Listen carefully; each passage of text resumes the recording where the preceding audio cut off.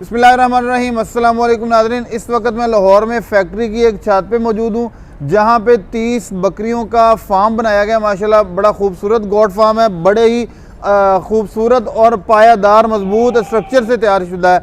और इससे बड़ी बात है कि इस भाई का बकरी फार्मिंग का बिजनेस दो तरह का है, कुर्बानी का भी और एज ए ब्रीड भी। ये गोट फार्मिंग मक्खी चीनी ब्रीड की कर रहे हैं। आज हम इनसे जानते हैं, जैसे कुर्बानी आने वाली है और हर बंदा इस वक्त सोच रहा होता है कि कुर्बानी वाले बकरों का मैं कारोबार करूं जो शॉर्ट टर्म के कारोबार हो। बहुत सारे लोग वो कहते हैं कि ब्रीडर बकरियों का कारोबार किया जाए जिनसे दूध भी आए, बच्चे भी आए। तो इनसे जानते हैं, इनका एक्सपीरियंस है माशाल्लाह। ICS के स्टूडेंट होने के बाद इन्होंने अपना ये फार्म स्टार्ट किया। शौक है बड़ा खूबसूरत और एक से बढ़कर एक जानवर है इनके पास। तो इनसे जानते हैं इनकी जो मोटिवेशन क्या थी, इस फार्मिंग से अब तक इन्होंने क्या हासिल किया है और मज़ीद जो लोग गोट फार्मिंग करना चाहते हैं उनके लिए इनके पास क्या आइडिया है। अस्सलाम वालेकुम जी। वालेकुम अस्सलाम सर, क्या हाल चाल है? जी शुक्र अल्लाह का, ठीक ठाक। खैर खैरियत भाईजान जी। मेरे व्यूअर्स को सबसे पहले तो अपना तारुफ करवाइएगा। जी, मेरा नाम मियाँ सऊद है और ये जो फार्म लोकेटेड है ना लाहौर दरोगे वाले में हमने बनाया हुआ है एलिवेटेड स्ट्रक्चर पे।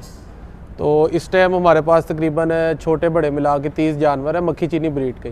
जो कुर्बानी वाला फ्लोक है ये 10 जानवर ये मिक्स ब्रीड में है और जो बकाया 20 जानवर है वो हमारे पास मक्खी चीनी पेडिग्री है सारे जानवर जो है ना। अच्छा सर, एक कॉमन बात जो सबसे पहले है, यार एक बच्चा हो आप जैसा शहरी माहौल में पला बड़ा पढ़ा लिखा, जी उसका हो जाना गोट फार्मिंग की तरफ उसका रुझान हो जाना और शौक का इस हद तक बढ़ जाना कि काफ़ी एक्सपेंसिव फार्म बना के फिर उसमें बड़ी अच्छी तरह ब्रीड की ग्रोथ करवाना, ये एक दूसरी चीज़ एक दूसरी से मैच नहीं करती। हाँ जी, ये देखें, ये तो जो है ना आपको विरासत में ये चीज़ें मिलती हैं।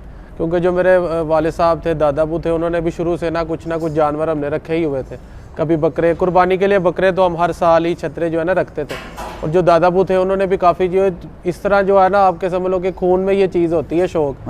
और इस तरह जो है ना बंदा दूसरी चीज़ों से भी बच जाता है। हमारे बच्चे हैं जो उनको भी हम यहाँ लेके आते हैं, एक्टिविटी हो जाती है, नेचर के साथ जो है ना वो लविश रहते हैं। लव रहता है जी बिल्कुल। अच्छा सर, बताइएगा कब से ये फार्मिंग कर रहे हैं? ये तकरीबन जो गोट फार्मिंग है, जो बकरियों की ब्रीडिंग है, ये तो हम तकरीबन तीसरा साल है। और जो कुर्बानी वाले हैं वो तो काफ़ी साल हो गए हैं इस सेटअप बनाने से पहले। ये स्टार्ट कितने जानवरों से किया गया था और कब किया था? ये तकरीबन 3 साल पहले हमने किया था स्टार्ट। और बकरियां हमारे पास तब 3 थी और जो कुर्बानी वाले जानवर थे वो तकरीबन 10-11 थे। 3 बकरियों से आज अल्हम्दुलिल्लाह 30 जानवरों पे पहुंच चुके हैं। इसके साथ आपकी एक्टिविटी, ये फार्म तो है, इसको टाइम कितना देते हैं तो ये बताइएगा, और इसके साथ और क्या एक्टिविटीज़ है आपकी? जी, फार्म को तो टाइम में इस तरह के दिन में जो है ना अगर कोई जानवर डिस्टर्ब हो तो फिर 2 चक्कर लगाते हैं हम, चाहे 15 मिनट के लिए फार्म पे आए।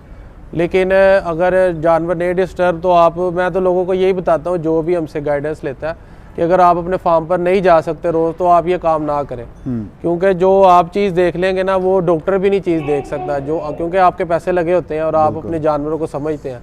और जो दूसरा हमारा काम है वो राइस मशीनरी का है। राइस मशीनरी और राइस मिल से रिलेटेड जो सारे पार्ट्स होते हैं वो हमारे पास होते हैं। कुछ चाइना से इंपोर्ट करते हैं और कुछ इधर कास्टिंग करते हैं। सूद भाई, बहुत सारे, एक तो आपका जो बिजनेस है ना कुर्बानी पर्पस के लिए बकरों का, उसकी तो एक कॉमन सेंस है, वो समझ आ गई, उसको हम बाद में डिस्कस करेंगे। पहले है जो डेयरी या ब्रीड पर्पस के लिए आपकी ब्रीड है। बहुत सारे लोग आते हैं इस फार्मिंग में और नुकसान के 1-2 साल में वाइंड अप करके चले जाते हैं। मैंने बड़े देखे हैं, बड़ी जल्दी आए, शौक हुआ, बकरियां परचेज की, 8-10 लाख लगा लिया, लेकिन बहुत जल्दी वो ठोकर खाई। जैसे आप कहते हैं कि वो ख्याल भी करते हैं लोग। मैंने ऐसे बड़े बड़े देखे हैं कि वो सारी रात फार्म में गुजारते हैं, लेकिन फिर भी गर्मी में मैनेज नहीं होता, सर्दी में फार्म मैनेज नहीं होता, और बिलखुसूस जब ब्रीड आती है तो एक्सपायरी होती है जिसकी वजह से लॉस होता है, मिस्टाइटिस हो जाता है, थन जो होते हैं वो ख़त्म हो जाते हैं। ये क्या मसाइल होते हैं? असल में जो लोग हैं ना वो ना एक तो सुनी सुनाई बातों पे अमल करते हैं, देसी टोड़ के ज़्यादा लगाते हैं। जब आपका जानवर डिस्टर्ब हुआ ना आप उसको फ़ौरन डॉक्टर को तो लाजमी दिखाएं, जो अच्छा डॉक्टर है। कई लोग जो है ना वो बस देसी टोड़ के लगाते रहते हैं, जब जानवर बिल्कुल ज़ीरो हो जाता है तो फिर उसको जो है ना डॉक्टर को दिखाते हैं। दूसरी चीज़ ये है कि जो इनकी खुराक है ना, लोग खुराक को नहीं समझते। लोग अपनी सारी इन्वेस्टमेंट ना जानवरों पे, शेड पे लगा देते हैं और जब खुराक की बारी आती है तो फिर वो जो है ना मतलब कि मुनासिब सी तूड़ी डाल ली और इस तरह की चीज़ें जो है ना उन्हीं पे जो है ना मुनहसर रहते हैं। हमने तो देखा कि बकरियों को डाला जाता, बरसीन डाली जाती है, सब्ज चारा ज़्यादा डाला जाता है। आपके यहाँ पे मैंने सब्ज चारे का एक दिन का भी नहीं देखा। जी असल में ये है कि हम तो देखे ना शहर में रहते हैं, हालांकि हमारी पैलियाँ भी है जिधर हमने जो काश्त खुद भी किया हुआ था जंतर, लेकिन असल चीज़ ये है कि रोज़ लेके आना और जाना उतना किराया ही बहुत ज़्यादा लग जाता है। इसलिए जो है ना खुश्क फीड पे जिस तरह का हमारा सेटअप है माशाल्लाह, खुश्क फीड हो तो जानवर जो है ना बीमार भी नहीं होते। अच्छा। और एक दफ़ा ही हम स्टॉक कर लेते हैं और आराम से जो है ना भाई नीचे से उठा के सूखा? जी खुश्क लूसन, इसको हरे की जरूरत नहीं है बिल्कुल भी सब्ज नहीं है। चारे की। खुश्क लूसन जो कोई भी खुश्क चारा है ना, खुश्क लूसन तो सबसे प्रीमियम कैटेगरी में आ जाता है। वो आप डालें तो आपको सब्ज जो अपना सब्ज पट्टे हैं उनकी जरूरत नहीं होती, क्योंकि उसमें प्रोटीन ज्यादा हो जाती है। अच्छा, समझ लेके जैसे हम आम फ्रूट है और ड्राई फ्रूट है, ये सब आपके ये जानवरों का मतलब ड्राई कि फ्रूट ये बन एक ऐसी मिथ है जिससे एक बंदा चाहे लाहौर जैसे शहर में बैठा है वो बड़ा इजी फार्मिंग कर सकता जाता है। है। अब ये चारा देखें ना, स्टॉक तीसरा कर ले, साल है हमारे पास। चारा वो स्टॉक कर ले, ना लेके आना पड़े, ना काटना पड़े, काटा कटाया वो ले, लेकिन लुक आफ्टर करे। सर दूसरी चीज़ है कि जानवर जब ब्रीड पे कब एक तो ये क्रॉस कब करनी, बकरी क्रॉस कब करवानी चाहिए, नंबर 1 पे मेरा ये क्वेश्चन है। और दूसरा जब वो क्रॉस हो गई है उसके बाद क्या SOPs हैं कि वो बकरी जो ना डिलीवरी तक बच्चा भी ठीक रहे, बकरी भी ठीक रहे और उसकी डिलीवरी के बाद भी उसका जो बच्चा वो सेहतमंद रहे, इसका थोड़ा सा डिटेल दीजिएगा, क्योंकि ये पॉइंट है लोगों की लॉस होने का, उनके नुकसान होने का सबसे ज़्यादा ये पॉइंट है। असल में मैंने पहले भी जो बात की है ना, लोग जो है ना फीड पे फोकस नहीं करते। अगर आपकी खुराक ठीक है सारा साल तो आपकी बकरी भी हर 20 दिन बाद हीट में आती है लाजमी, और जब वो क्रॉस हो जाती है तो उसका जो क्रॉस रेशो है ना बच्चे देने की वो भी ज़्यादा हो जाती है। और जो क्रॉसिंग का पीरियड होता है वो हम तकरीबन सितंबर से अक्टूबर में जो है ना क्रॉस करवाते हैं, अक्टूबर के जो 15 तक है। उसकी वजह ये होती है कि अब जिस तरह ये मौसम जो है ना नॉर्मल है, अगर दिसंबर में या जनवरी में बच्चे आ जाएं तो बहुत मुश्किल हो जाता है उनको बचाना। बच जाते हैं अगर आपके पास क्लोज इन्वायरमेंट है, इस तरह का हीटर लगाना पड़ता है। लेकिन ये है कि बेहतर ये है कि आप इस तरह अपने जानवर क्रॉस करवाएं कि आपके मार्च में या अप्रैल में इस मौसम में जो है ना बच्चे आ जाए। कितनी दफ़ा साल में एक बकरी जो है प्रेग्नेंट होती है, कितनी दफ़ा ये बच्चा दे सकती है? जी ये देखें, करवाने को तो आप 14 माह में 2 दफ़ा भी करवा सकते हैं, लेकिन हम इस तरह करते हैं कि क्रॉस करवा के जब वो बच्चा देती है तकरीबन जो ना 2 माह उसको नहीं क्रॉस करवाते। उसकी वजह ये होती है कि बकरी जो है ना अपने बच्चे को अच्छी तरह दूध पिला लेती है और वो अपनी जान जब तक उसकी बन जाती है अंदर से वो जो है ना सारी सफाई हो जाती है, फिर दोबारा हम उसको क्रॉस करवाते हैं, बच्चों की रेशो भी बढ़ जाती है। अच्छा, लोगों का एक कॉमन सवाल होता है, अगर आपको भी को मैसेज आए तो सबसे पहला ये भाईजान मसूद साहब हम फार्मिंग करना चाहते हैं, कौन सी बकरियां रखें? जी एक कॉमन क्वेश्चन होता है कौन सी बकरियां रखें, तो कौन सी से मुराद आपकी एक तो मक्खी चीनी ब्रीड है। जी जी मक्खी चीनी ब्रीड किस पर्पस के लिए है, बीतल जो है वो किस पर्पस के लिए है? बहुत सारे लोगों की तो अपनी अपनी राय, आपकी राय क्या है? जी ये तो हर इलाके पे जो है ना अपना डिपेंड होता है कि आपने किस एरिया में रखनी है, लेकिन मैं तो ये कहता हूँ कि राजनपुरी ब्रीड से बचना चाहिए, क्योंकि उस बकरी में ना दूध है और वो बहुत नाजुक है। आप मक्खी चीनी रख ले, अमृतसरी रखें, जो आपकी जेब को इजाज़त दे आप उतनी बकरी लेते हैं। नहीं, यहाँ पे लोगों में 2 मिथ पाई जाती हैं। एक कैटेगरी के लोग जो कहते हैं, एक माइंड के वो कहते हैं कि मक्खी चीनी जो है ये गोश्त ब्रीड है, जी जी इसकी ये डेयरी ब्रीड नहीं है। बीतल या अमृतसरी जो है वो डेयरी ब्रीड है। आप क्या इस माइंड से मुत्तफिक हैं? नहीं सर, ये तो बिल्कुल गलत बात है। मैंने आपको बताया कि जितना आप अच्छा डिग्री जानवर लेते जाएंगे, अब अमृतसरी बकरी अगर वो 4 लाख की ले रहा है और मक्खी चीनी 1 लाख रुपए की ले रहा है या 50, उसका मुकाबला तो नहीं ना। एक उसने मंडी से जानवर लिया है, एक उसने डिग्री फार्म से लिया। आपकी इस वक्त जानवरों की क्या कंडीशन है? ड्राई हैं, ब्रीड के करीब हैं, और कब तक आपकी नई ब्रीड आएगी? जी माशाल्लाह सारे जानवर जो है ना इस टाइम प्रेग्नेंट है, 9 जो बड़ी बकरियां, और ये तकरीबन अगले माह से जो है ना अपना बच्चे देना स्टार्ट कर देंगी। जितने Ready to breed है। जितने SOPs आपने बताए हैं जी डॉक्टर के पास या ऐसे करना चाहिए, यहाँ पे लोगों का सवाल, क्योंकि हमारी ज़्यादातर कम्युनिटी गांव के या डेयरी या फार्मिंग से रिलेटेड है, वो बकरियों को समझने वाले लोग हैं, लेकिन वो ट्रेडिशनली समझने वाले लोग हैं। वो कहेंगे कि यार असी वेखिया हुण तक बकरियां चारदियां, ना कोई डॉक्टर ना कोई उन्होंने ट्रीटमेंट, और सेहतमंद भी होंदियां ने, जबकि भाई कह रहा है कि डॉक्टर तो बगैर बकरी दी फार्मिंग की नहीं जा सकती। तो आपका इसके बारे में क्या ख्याल है? वो क्रेजिंग वाली बकरियों की फार्मिंग की में क्या मिथ है, इस क्लोज्ड फार्मिंग में क्या मिथ है? सर जी पहली बात तो ये है कि आपने क्लोज फार्मिंग में जब जानवर रखे हैं, आपके पास मैक्सिमम 50 जानवर है, 40 जानवर है। जो ग्रेजिंग वाले हैं उनको 100-150 जानवर है, वो अगर उनका 1-2 इधर उधर भी हो जाते हैं, कोई डेथ भी हो जाती है, तो वो इतना लोगों को नहीं बताते। नहीं, लोगों में असल चीज है उनके पास इन्फॉर्मेशन नहीं पूरी होती। जिस तरह हम क्लोज फार्मिंग कर रहे होते हैं, हमारे पास पूरा डाटा है कि यार ये बच्चा कब पैदा हुआ है, ये इसकी जो इसकी डेथ रेशो क्या आ रही है हमारे बच्चों की, उनके पास किसी किस्म का डाटा नहीं होता, वो अभी कह देते हैं हमारी बकरी 10 किलो दे रही है, हमारी बकरी इतना दे रही है। वो सारी जो है ना मिथ पे ही उनका, क्योंकि वो तो व्यापारी लोग होते हैं। एक इसके दरमियान में एक गली ये है कि जो वो लोग कहते हैं कि जो बकरी, वो कहते हैं कि बकरी की साइकी है चरना जी। अगर आप चराते नहीं है, बकरियों को खुला छोड़ते नहीं, बाहर नहीं लेके जाते, तो उनकी कुव्वत मुदाफत कम होती रहती है, वो फिर आपको विटामिन से, मेडिसिन से पूरा करनी पड़ती है। क्या आप इस चीज़ से मुत्तफिक हैं? ये इस बात में तो बिल्कुल कोई दो राय नहीं है कि जब हम बाहर लेके नहीं जा रहे, फिर हम इनको मुख्तलिफ से वनडे के अंदर जो है ना विटामिन डालते हैं, क्योंकि अल्लाह ताला ने इनके दिमाग में इस तरह की समझ लो मशीनरी है कि बाहर जाके हर जो विटामिन है, पोटेशियम है, हर चीज़ लहदा खाते हैं। लेकिन जब आपने एक जगह पे खिलाना है तो फिर वो आप एक चीज़ तो नहीं ना, पूरी दोनों तरह का माइंड अपनी अपनी जगह ठीक है। अच्छा सर, एक मैंने बड़ी खूबसूरत चीज़ नोट की कि आपका फ्लोर पे फार्म है, बकरियों के नीचे जो पैलेट लगा हुआ है,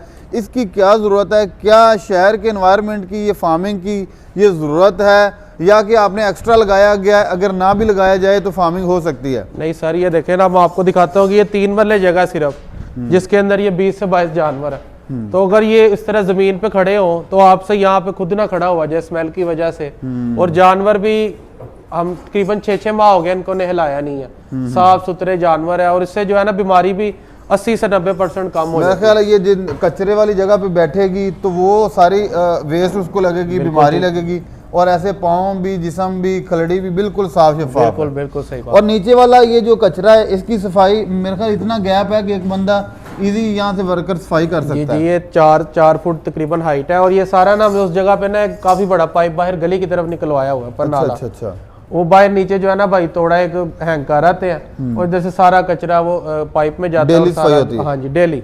अच्छा, और सर ये एक केज बाय केज जो है, एक एक केज की कितनी जगह है, और एक एक केज में आपने इधर तो एक एक ही जानवर रखा हुआ है? जी, उसकी वजह ये है कि कोई बकरियां जो है ना बिल्कुल रेडी टू डिलीवर है। तो फिर बकरियां जो है ना लड़ती भी है, इस वजह से ना हमने लहदा सेक्शन बनाया हुए हैं, बकरियों को ना कैटेगराइज किया हुआ है। वैसे तो ये एक खाने में जो है ना 5-5 बकरियां भी आ जाती हैं, लेकिन हमने वो डिलीवरी की वजह से लहदा की हुई है। अच्छा सर, बहुत सारे लोग समझते हैं कि बकरियां रख के कारोबार सिर्फ आप यही कर सकते हैं, उनका दूध दो लें या उनके बच्चे सेल कर लें, तो आपका क्या माइंडसेट है कि क्या गॉड फार्मिंग में सिर्फ एक यही पॉइंट ऑफ व्यू है बिजनेस का, या कि मल्टीपल बिजनेस किए जा सकते हैं? नहीं, इसमें तो बहुत ज्यादा ऑप्शन है। आप कई फार्मर इस तरह के हैं कि वो उनका वंडा इतना चल जाता है कि वो अपने जानवर भी नहीं सेल करते। इस तरह हम भी जो है इधर अपना प्लास्टिक पैलेट भी सेल करते हैं। इनकी ये जो फर्श है जिसके लगा हुआ है, जी, ये हम खुद ही जो है ना चाइना से इम्पोर्ट करते हैं। अच्छा। और माशाल्लाह पूरी मार्केट से रेट भी हम जो है ना कम ही देते हैं लोगों को, शौक बढ़ाने के लिए। हमने तो ये डॉग फील्ड में जो है ना काफी ज्यादा इस तरह के केजेस बनवाए हैं, उनके भी अंदर जो है ना बहुत सहूलत दी है। और नमक भी साथ रखा हुआ है खुलियों में? जी, नमक भी रखा हुआ है, और दूसरा जो है ये हम खुश्क लोशन डालते हैं। सही है, तो बड़े शौक से खा रही हैं। जी सर, ये आपके सामने ही है। हमने तो आज तक यही देखा है कि बकरियां जो हैं वो सिर्फ सब्ज़ चारे खाती हैं। नहीं, आपके सामने है सर जी, इनके लिए तो ये ड्राई फ्रूट है। माशाल्लाह। अच्छा सर, कोई लोग इस फार्मिंग में आना चाहते हैं, एक तो ये चीज़ आपने बता दी, आप एक तो ये बताइएगा कि इस पे पर डे का क्या खर्चा है, ये लोशन वगैरह का आपके फार्म का क्या खर्चा है? सर जी, लोशन वगैरह का ये है कि हम तो जो है ना लोशन ये सेल भी करते हैं। अरसलान भाई है माई पैशन ऑर्गेनिक फार्म वाले, उनकी डिस्ट्रीब्यूशन है हमारे साथ जो है ना, तो ये हम सेल भी करते हैं। हम तो होलसेल में ले लेते हैं, इसलिए हमारी जो कॉस्ट कम है। वैसे इसका सीजन में जो है ना 3800 से लेके 4200 तक रेट होता है बैग का। जी, बैग का 40 किलो का। और दूसरी, आप जो फार्मिंग कर रहे हैं, बाहर बकरे खड़े हैं जी, ये बकरे आपने कितने बकरे खरीदे हैं? और अगर कोई बकरों की फार्मिंग करना चाहता है जी सर, तो मेरा ख्याल है कि डेयरी पर्पज से वो ज्यादा आसान नहीं है, ये ब्रीड वाले पर्पज से। ब्रीड वाले पर्पज से तो बकरों का सेटअप बहुत ईजी है। अगर कोई बंदा ज्यादा टाइम नहीं दे सकता तो वो बकरों का काम कर ले। सही है जी। तो ब्रीडिंग वाले काम में तो आपको टाइम देना पड़ता है, हर एक को देखना पड़ता है, और जो बकरों का काम है उसमें जो है ना काफी आसान। ये खरीदते आप बकरे जो खरीदते हैं कुर्बानी के लिए, ये किस माह में खरीदते हैं? और ये तो मिक्स ब्रीड आपने खरीदी हुई? जी, ये मिक्स ही है, ये हमने लिए के एरिया से खरीदे हैं, और ये कुछ राजनपुरी हैं, ज्यादातर जो है ना देसी मिक्स ही है ये बकरे। अच्छा, बहुत सारे लोग सर शौक रखते होंगे और मजीद इन्फॉर्मेशन के लिए आपसे रब्ता करना चाहेंगे, एक तो डिटेल से अपना एड्रेस बता दीजिएगा और आप अपना रब्ता नंबर भी शेयर कर दीजिएगा। जी, व्हाट्सएप के लिए मैं अपना नंबर दे देता हूँ 0320 45 90 635, और एरिया जो है ये लाहौर दरोगे वाले का। अच्छा सर, ब्रीडर आपका जो है वो कितने साल का है और वो आपने कब से रखा हुआ है?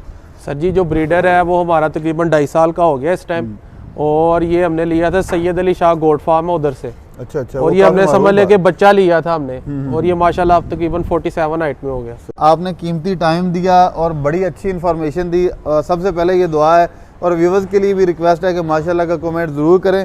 किसी भी भाई का किसी का भी शौक़ देखें, और माशाल्लाह बहुत खूबसूरत शौक़ है, और शौक़ रखा इस लिहाज से नवाबों की तरह रखा हुआ है। सिंपल सी बात है, नवाबों की तरह के शौक़ है।